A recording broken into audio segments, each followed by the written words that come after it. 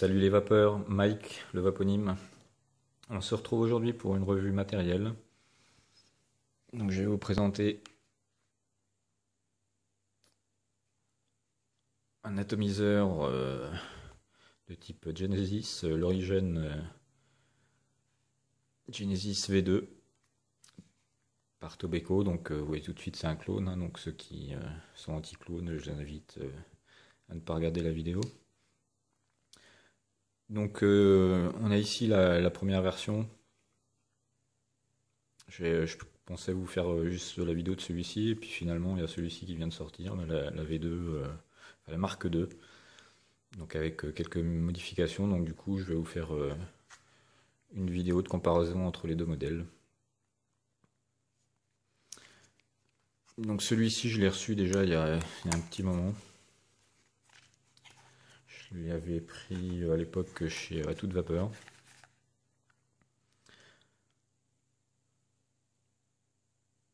Donc comme son nom l'indique, c'est un atomiseur Genesis, mais pas que, parce qu'il est également conçu pour faire des montages microcoil coton.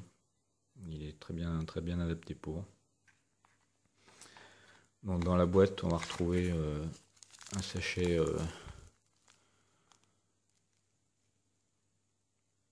avec du Cantal et une mèche silice, et puis je l'ai pas là, mais il y avait aussi un sachet d'accessoires avec des vis, et puis la partie supérieure, on verra sur celui-ci. Donc celui-ci, il me vient de la boutique Notaba.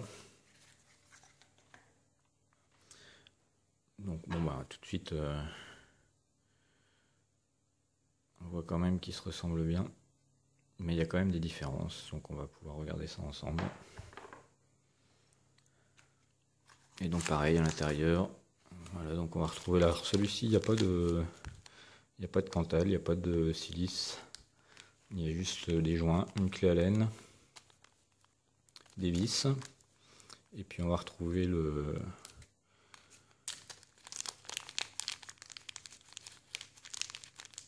si j'arrive à le sortir. Voilà, donc on va retrouver cette pièce là.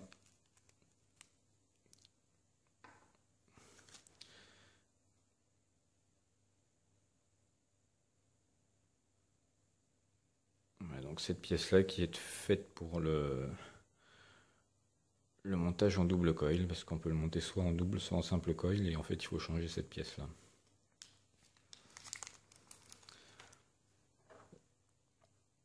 Alors les deux atomiseurs, déjà première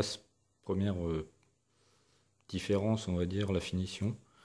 Donc celui-ci, qui est le premier que j'ai acheté, était on va dire moyennement bien fini. J'ai eu plusieurs, par exemple les trous, pas trop celui-ci, mais les trous en fait de la bague en dessous qui étaient pas bien débarbés, que j'étais obligé de débarber. Je trouvais pas ça terrible, et j'avais la bague ici. Donc moi je l'ai retravaillé un peu pour qu'elle ressemble plus, mais elle avait pas tout à fait la même finition que les deux parties de chaque côté. Elle était brossée beaucoup plus grossièrement, donc ça faisait pas du tout le même fini. Alors que celui-ci, donc qui est le dernier que j'ai eu, est beaucoup mieux fini. Les trous sont très bien faits. Quand on règle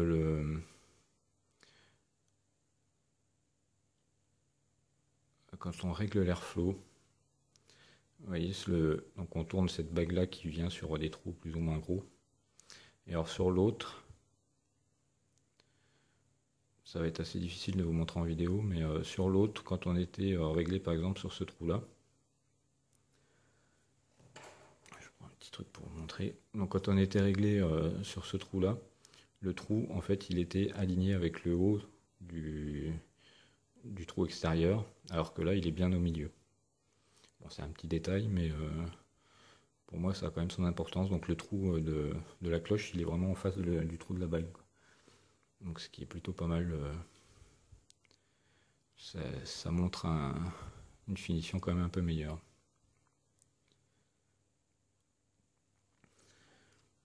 Alors la grosse différence, c'est que déjà le tank, là c'était vissé, donc c'est en PMMA hein, les deux, mais celui-ci était vissé, alors que celui-ci il est juste pris entre deux joints avec la bague là qui va le serrer. Donc du coup il est beaucoup plus petit, ça gêne pas du tout hein, parce on voit bien le niveau de liquide hein, de toute façon. Les deux sont sensiblement de la même hauteur, il y a une toute petite différence, moi je l'ai mesuré au pied à coulisse, il y a allez, 4 dixièmes de différence entre les deux. Donc celui-ci il est plus court de 4 dixièmes, donc c'est pas phénoménal non plus. Mais donc on voit bien la différence ici. Donc il y a cette partie-là qui est beaucoup plus haute ici que là. Le tank qui est beaucoup plus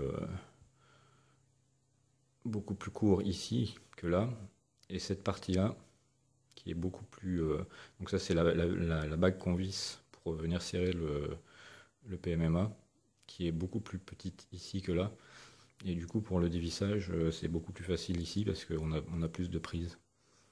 Donc ça va quand même mieux.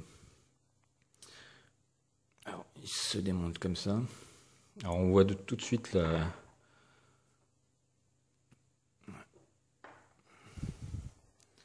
la différence de hauteur de cloche. Il y a facile, il y a 4-5 mm de différence. Donc ce qui fait que celui-ci, quand on le mettait, si on n'était pas bien en face, si on est un petit peu de travers, il avait du mal à rentrer. Voyez, là c'est un peu la galère. Voilà, donc c'était un peu plus la merde, alors que celui-ci, il a une partie ici qui est beaucoup plus longue. Donc du coup pour le guider, ça va tout seul, quoi. Ça rentre vraiment bien. Et en fait c'est fait parce que ici vous voyez les deux voilà, vous voyez les deux O-rings sont espacés d'environ 4 mm, alors que celui-ci, les deux O-rings sont quasiment collés l'un contre l'autre. Il y a un peu de juice parce qu'ils sont en service les deux, donc on peut bien le voir. Vous voyez là, les deux O-rings sont quasiment collés l'un contre l'autre. Donc ce qui fait que... et là la partie ici est beaucoup plus courte. Donc c'est vrai que si on n'est pas parfaitement en face, c'est un petit peu plus délicat à mettre en place. Alors ensuite, la seconde particularité, donc il y a le positif ici, donc qui est plat, alors qu'ici on avait une fente pour le tournevis. Donc celui-ci n'est pas réglable, hein. C'est juste que en fait on pouvait régler le plot positif pour pouvoir le tourner, alors que celui-ci il n'y a pas besoin, parce qu'il est fait différemment, je vous montrerai juste après. Donc les deux sont faits différemment. Et la partie de métal ici, on le voit bien quand même nettement à l'image, est beaucoup plus épaisse ici, parce qu'il y a eu des problèmes ici de connecteur qui s'est coupé au ras là. Donc ils ont vu un peu leur copie. Le plot positif est moins gros ici. Ici, pardon. Ici il est un petit peu plus gros et du coup ici il y a plus de métal autour. Donc ce qui fait une solidité accrue du 510. Au niveau des ailettes d'aération aussi, ici ils en ont rajouté une par rapport à là.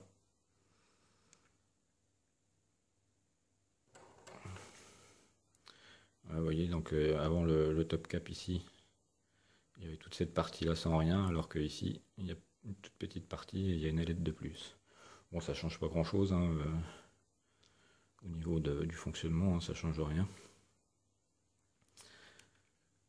Et enfin, aspect extérieur, la dernière particularité, vous voyez les pattes qui relient le bas du haut de l'atomiseur sont beaucoup plus fines ici que là. Là, on a beaucoup plus de métal. Bon, il n'y a aucune partie. Il n'y avait aucun problème à ce niveau-là, mais du coup, c'est un changement qui se voit quand même, nettement. Sinon, au niveau finition extérieure, bon, celui-ci est un petit peu plus brillant. Il Il est un petit peu plus bruyant, mais il est neuf aussi, donc celui-ci c'est peut-être un peu patiné. C'est pas, à la caméra ça se voit pas trop, hein, mais en vrai ça se voit quand même un peu. Celui-ci est un petit peu plus brillant, mais bon, celui-ci est plus vieux, donc il est peut-être un peu plus patiné. Donc ensuite au niveau, je vais le mettre sur un mode tout de suite. Donc les deux sont vendus comme d'habitude sans drip tip, hein. Donc, ouais, je mets celui-ci sur celui-là, on va le mettre sur une box.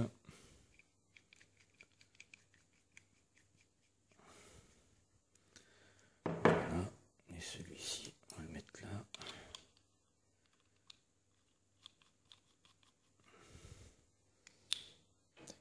Et on va lui mettre un petit pot aussi. Alors, au niveau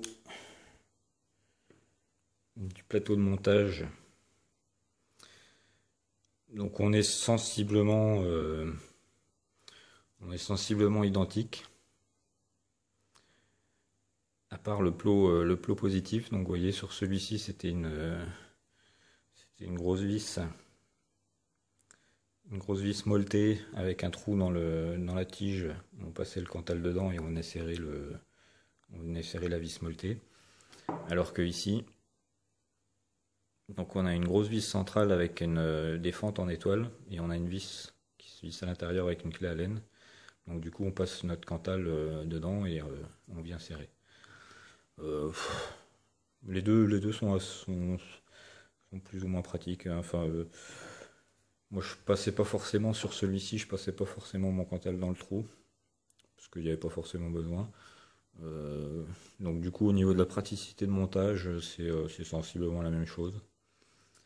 Donc une autre grosse différence, c'est ici la vis de remplissage. Sur celui-ci, donc on voit là, je la dévisse un petit peu, elle a un jeu phénoménal. Alors que celui-ci, elle en a beaucoup moins, et ce qui fait que celui-ci, pour le faire prendre, c'était pas toujours évident. Quand on voulait la visser, c'était un petit peu des fois la merde. Alors que celui-ci, il prend beaucoup mieux. Alors après, c'est peut-être une particularité sur ma série, hein. Peut-être que les autres n'ont pas le même souci. Mais en tout cas, c'est à noter. Sinon, la pièce qu'on rajoute, c'est exactement la même. Donc là, sur les deux, j'ai fait un montage en simple coil. Donc sur celui-ci, on est sur un montage câble et mèches de silice avec un Cantal en 0,40. Donc j'ai 3 tours et je suis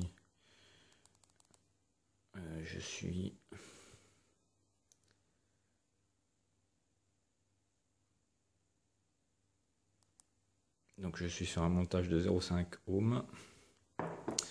Et celui-ci, donc je teste actuellement le nickel.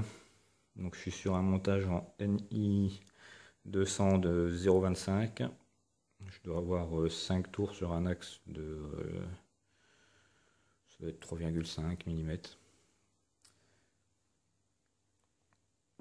Pour un montage qui fait 0,2 ohm.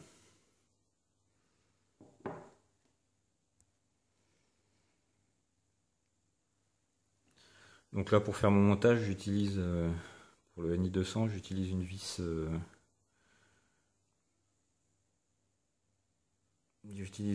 normale en fait, hein. Je fais mes spires autour de la vis, ce qui fait que mon NI 200, alors le NI 200 je vous expliquerai plus tard, je pense que je ferai une vidéo exprès pour le contrôle de température.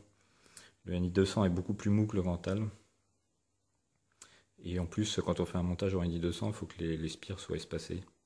Donc du coup, là, ça me permet d'avoir, en faisant mes tours autour de ça, donc du coup, mes spires sont espacées régulièrement.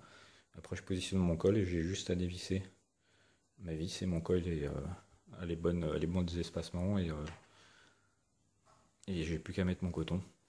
Alors, gros avantage sur le NI 200, je sais pas si on va réussir à bien le voir. Je vais essayer de faire une mise au point. Voilà, donc là, ça c'est un coil qui a... j'ai dû passer 4 tangles dessus. Donc c'est des liquides en 50-50 les deux, hein. Moi j'utilise beaucoup de 50-50. Mais là, bah, le coil il est quasiment nickel, hein. Bah, en plus c'est du nickel, ça tombe bien. Mais le coil il est pas du tout cramé. Enfin c'est impeccable, alors que celui-ci qui a un montage avec du Cantal, on voit il est déjà tout dégueulasse. Il est il a dû passer, j'ai dû passer deux tanks il me semble.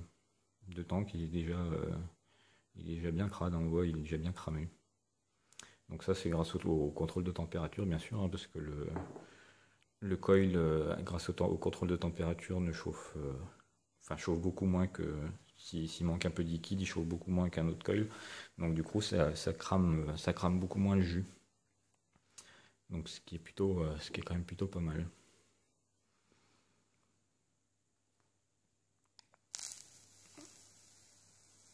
Ouais.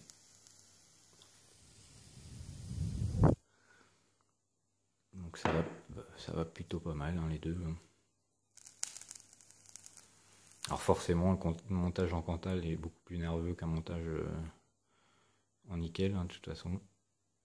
Mais les deux ont plutôt une bonne production de vapeur, il n'y a pas il a pas de problème. Sinon après, au niveau du top cap, bah, on est sensiblement pareil, à part que celui-ci il est un petit peu plus haut, forcément, vu qu'ils ont allongé le corps de la taux. J'avais pas de problème particulier avec celui-ci pour l'enlever, donc ça va. À l'intérieur, donc on a un joli dôme. On a un joli dôme. Donc au niveau de la restitution des saveurs, c'est vraiment très très agréable. Donc après on le dévisse comme ça, donc on voit bien notre dôme ici.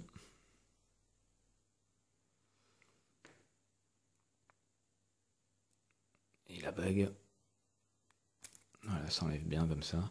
Donc c'était surtout au niveau de cette bague là, moi, où on voit encore un petit peu d'ailleurs, j'avais beaucoup de, j'étais obligé de tout ébarber parce que ça a été vraiment fait n'importe comment.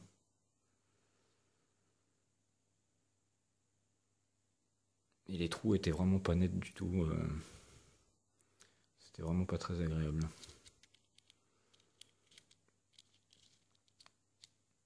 Bon, ça se visse plutôt pas mal, hein. Dans l'ensemble, la qualité est quand même plutôt bonne, hein, même si c'est des clones. Donc à l'origine, oui, mais il va pas sur celui-là. Donc les deux, forcément, sont pas interchangeables. Donc à l'origine, c'est un modeur hongrois qui fait ça, c'est Norbert. Et pour moi, je suis assez fan moi des Genesis, mais en montage pas forcément de Genesis.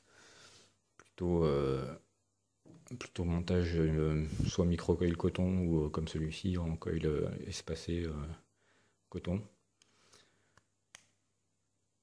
À savoir qu'en montage micro-coil coton, donc celui-ci que j'ai depuis plus longtemps, que j'ai testé avec plusieurs montages en micro-coil coton, c'est juste au niveau de la consommation de liquide, c'est juste hallucinant, quoi. Un tank de 4 millilitres, donc les deux font 4 millilitres. Celui-ci maintenant, il existe aussi en 6 millilitres, donc qui est beaucoup, enfin qui est plus haut au niveau de là, et enfin il y a pas mal de différences.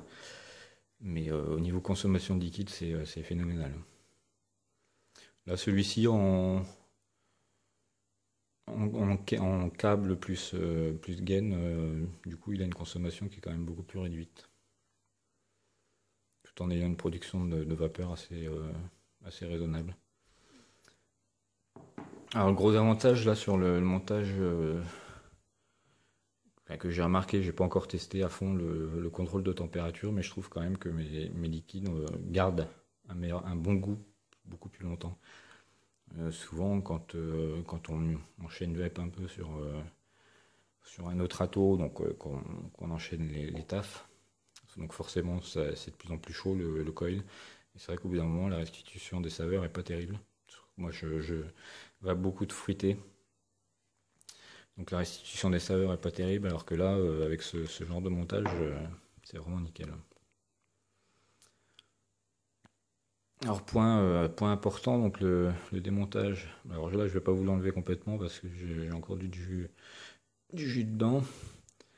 Mais donc le démontage, c'était un des gros points faibles de celui-ci, c'est que les démontages de cette bague-là, sur l'autre, c'était juste une galère, quoi, parce qu'on avait quasiment pas de... Elle fait 3 mm, on avait quasiment pas de prise. Alors que là, celle-là, elle s'en va vraiment bien. Elle se démonte très facilement. Et là, il y a juste des joints, en fait, on tire le PMMA. Donc peut-être que un jour, on trouvera des tanks en Pyrex. Il me semble que le 6 ml, il existe avec des tanks Pyrex. Pour ceux qui ont des jus un peu ardos, c'est quand même plutôt pas mal. Donc là, la bague, elle se défait vraiment bien. C'est assez pratique parce que moi, celui-ci, je faisais mes montages micro-coil coton, donc avec la technique d'enfoncer avec une clé le coton à travers mon coil. Mais là, avec du nickel, c'est impossible, c'est beaucoup trop mou. Et le nickel s'écrase, donc c'est même pas la peine, quoi.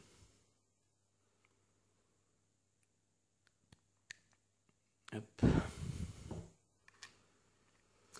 Donc dans l'ensemble, bah, moi j'en suis bien content, que ce soit l'une ou l'autre version. J'ai quand même une préférence pour le MK2 parce qu'il est quand même, il y a quelques petites améliorations qui sont, bon, le plot positif, c'est pas forcément, pour moi c'est pas forcément une amélioration. L'autre me commandait très bien, mais donc déjà la hauteur du top cap qui est beaucoup plus facile à emboîter, ça c'est plutôt pas mal. Et puis cette bague là pour démonter le PMMA, c'est juste un bonheur, là. On va prendre une petite barre.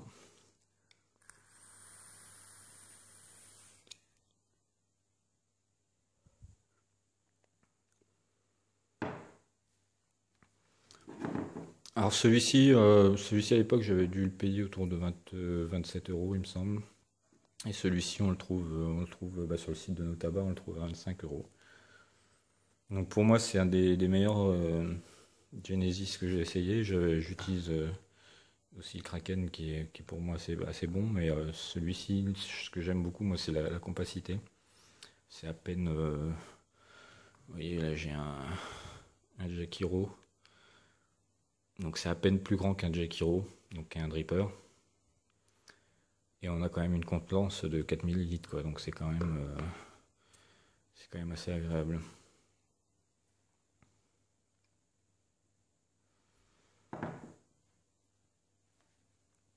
Voilà donc un petit tour vite fait de ces deux atomiseurs. Je pense que je vous referai une vidéo avec le contrôle de température sur celui-ci.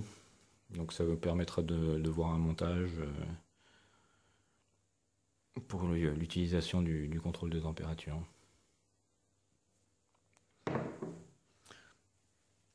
Voilà, bah, je vous remercie de m'avoir regardé et puis n'hésitez pas à vous abonner sur ma chaîne YouTube et sur Facebook. Et puis bonne vape et à plus.